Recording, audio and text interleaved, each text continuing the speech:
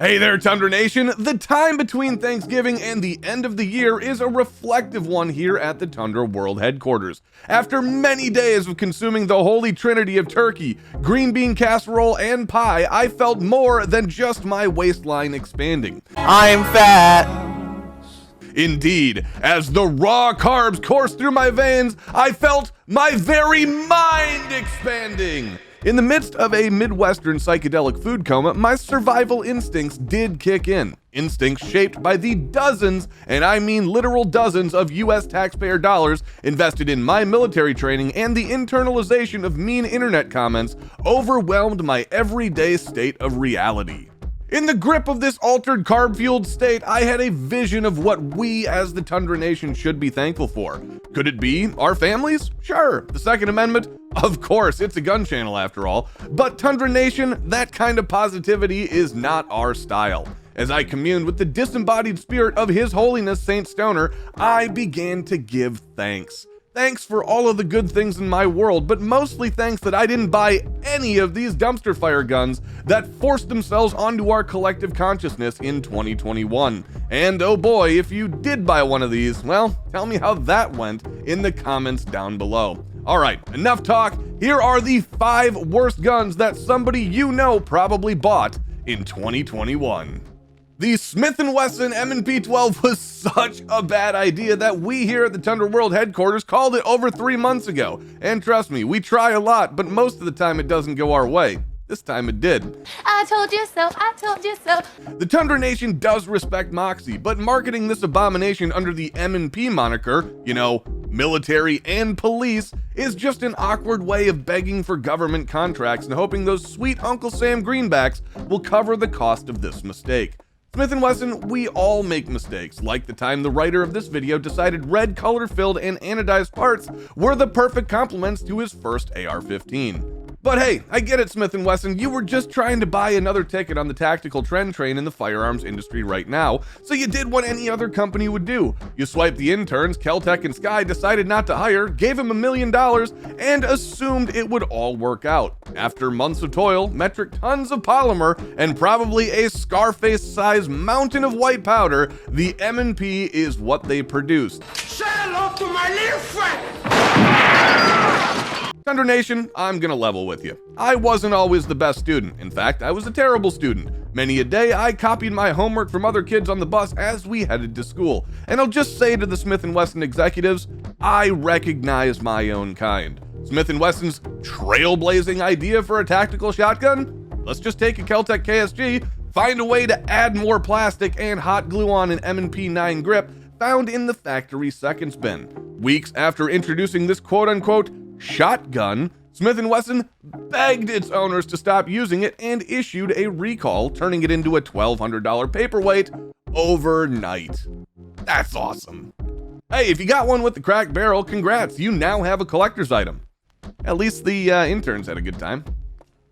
Today's video is all about the bad decisions you made in 2021, so how about ending 2021 with a good decision by checking out this video's sponsor, Guard Dog Body Armor. Guard Dog Armor keeps it simple by offering high quality and affordable armor, plate carriers, and gear made right here in the good old USA. Want to give maximum effort? Then you're going to need maximum coverage. Upgrade to the Ridgeback Multi-Curve M4 Plus plate capable of stopping 30 caliber AP rounds, and combine that with Guard Dog Body Armor's selection of carriers and packs, and you will be good to go. Or if subtle and sleek is your goal, go full James Bond with their line of concealable body armor and sleek, modern looking backpacks. Sleek and modern looking. Just like me. Go ahead and check them out at Guard Dog Body Armor online, and you can follow the link in the description below to see more. The Colt Python is an all-American classic wielded by movie badasses like John Wayne, Rowdy Piper, Ron Paul? I meant to say Paul Newman, and I was going for Ron Paul. That's gonna go in the outtake reel. The Colt Python is an all-American classic wielded by movie badasses like John Wayne, Rowdy Piper, Paul Newman, and John Candy. And if you don't think John Candy is a badass, remember, he tried alerting you about Canada way back in '95, but you just didn't listen.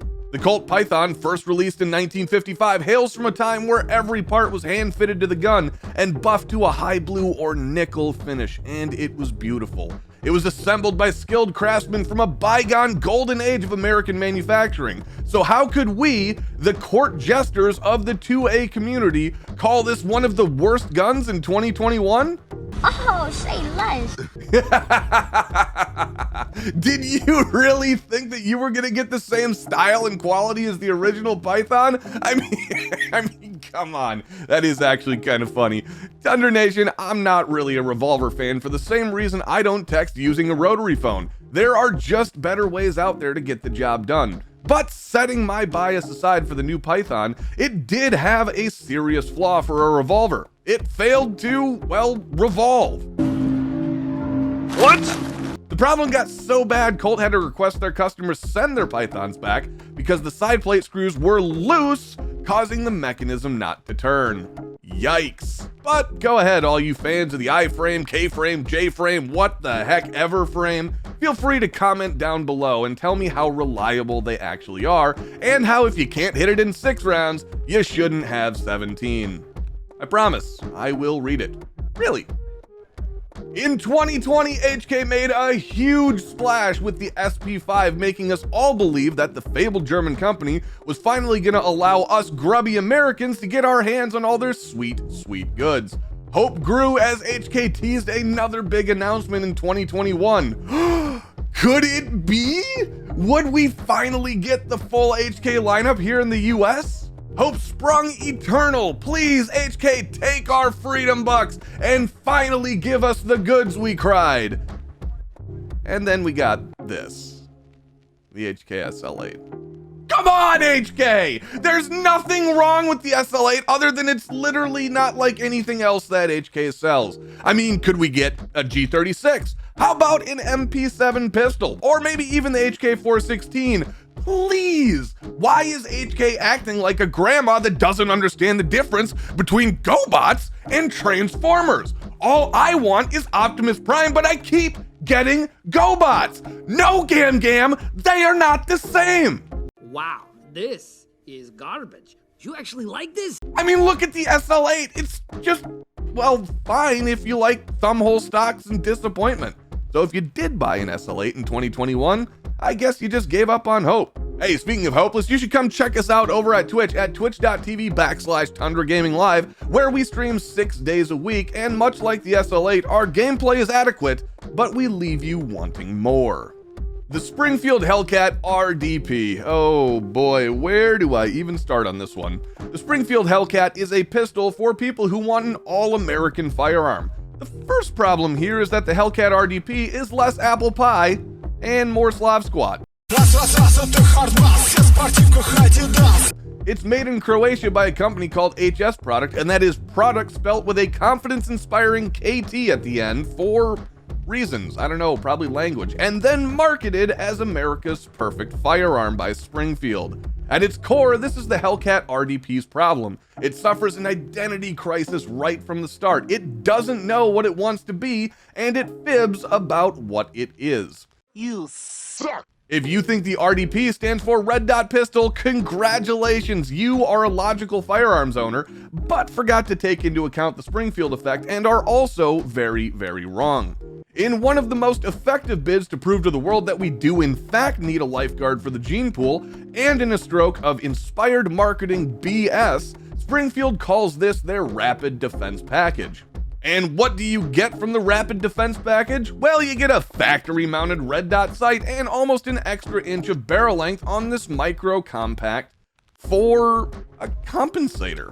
Tundra Nation, I know most of us like the idea of getting an extra inch in our pants, but on a supposed CCW pistol, well, that's a bad thing. What the hell is wrong with you people? Springfield, just come here, man. Take a seat, pal. We need to have a talk. Are we supposed to not notice that you're trying to squeeze into those skinny jeans from high school and make us tell you that you're pretty? Can you just stop? It's really getting awkward for everybody.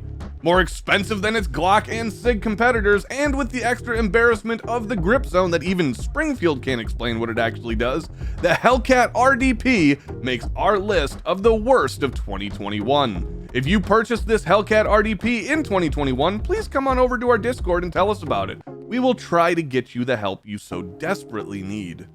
Stop it. Get some help.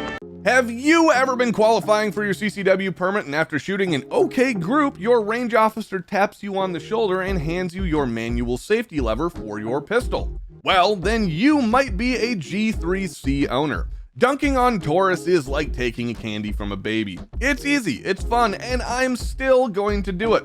Not to mention, I'm going to eat that candy right in front of that crying baby. I do love candy. It's delicious.